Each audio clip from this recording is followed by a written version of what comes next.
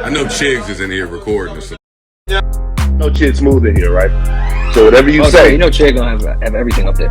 whatever you say, Chid's gonna be on YouTube with it, man. Oh my god, what has gotten into Adam 22 lately? Somebody might want to check if Adam 22 and 6ix9ine did not switch bodies. So Adam 22 did an interview with Bootleg Kev. Make sure you guys go check it out on his channel. It got to a certain part where Adam was asked about his ex-host from No Jumper, and he did not spare any feelings. Now I'm gonna play this clip shortly for you guys, but this is a totally different personality from what we see from Adam. I'm not sure if it's the porn thing blowing up or the amount of money he's gotten over the last couple of months, but he is definitely feeling himself and he is on one right now. Here's what Adam said about AD. I saw AD said something because you had Snoopy Badass on. Yeah, who he wants special treatment because Snoopy Badass had a video where he basically said that, like, and this is a long time ago because I did an interview with Snoopy like 2 years ago, and AD wasn't there or anything, and like Snoopy had a video where it basically said that AD was blocking him from going on No Jumper. So when I had Snoopy on the other day, I asked him what was up with that video, you saying that you would fuck AD up or whatever. And I guess, you know, AD like last night did this whole song and dance acting like the victim, acting like, oh, that's so fucked up that I would ask this dude about him. So just for the record, I am one of the greatest hip-hop podcasters to ever live. And if you think that I'm going to have a motherfucker on the show and not ask him about the beef that he previously had with someone who was a host on the channel, A, you're not paying attention to what I've been doing for all these years, because that is 100% what I do. AD, like, I don't know why he like thinks he needs like special treatment, but I think the reality is that he probably isn't even actually bothered by what I said in the interview with Snoopy Badass.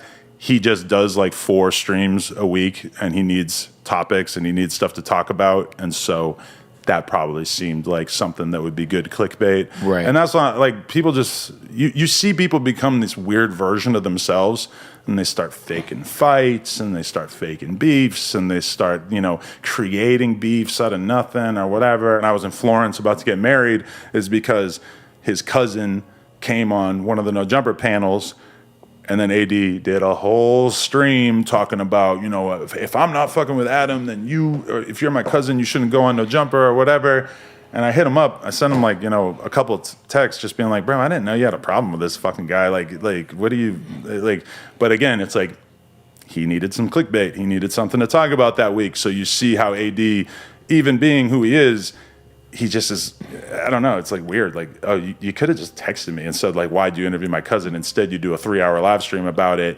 And, you know, but that's why I kind of feel bad for these guys, because it's like they feel like they have to talk about me to get views and to get people to pay attention, because that's all of their most viral content has just been talking about me. My challenge to all of those guys, and I've said this before, is get 1 million views. Have an opinion, have a thought. Are you talking about on a specific video? Make a video that gets 1 million views. Have a thought, have an opinion, do something. The stipulations are, you can't get 1 million views talking about me. That's not going to do it. There's not 1 million people who care that much about any of these ex-hosts talking about me.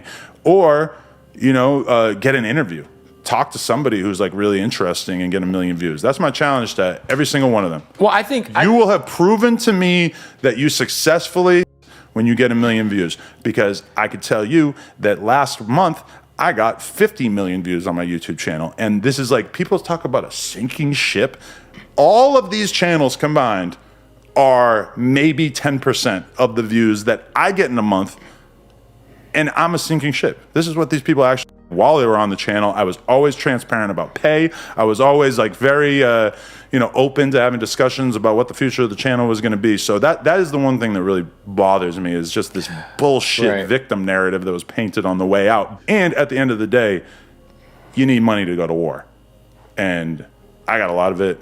and I can't speak. I mean, for I don't think anyone they else. want to. I mean, Now, I'm not gonna lie to you guys. Him saying AD needs him for content was wild. I watch AD's show, and he really only talks about Adam when his audience asks him to. I know you have Whack on your platform now. You guys do a podcast together, but I'm not so sure that I would tell gang members that you're ready to go to war with them because you have more money than them. Whichever way you meant it, it's not going to go over well. And you gotta also remember, Adam, you're a civilian. These gang members, yeah, you may employ them, you pay their checks, but at the end of the day, their loyalty is not to you. Listen, I'm all for bragging and propping yourself up and tooting your own horn, but not at the expense of your old co-hosts that pretty much give credibility to your platform and essentially bring your platform back to relevancy. Tell me what you guys think about this, man. Adam going in on AD, issuing a challenge to him and the other host.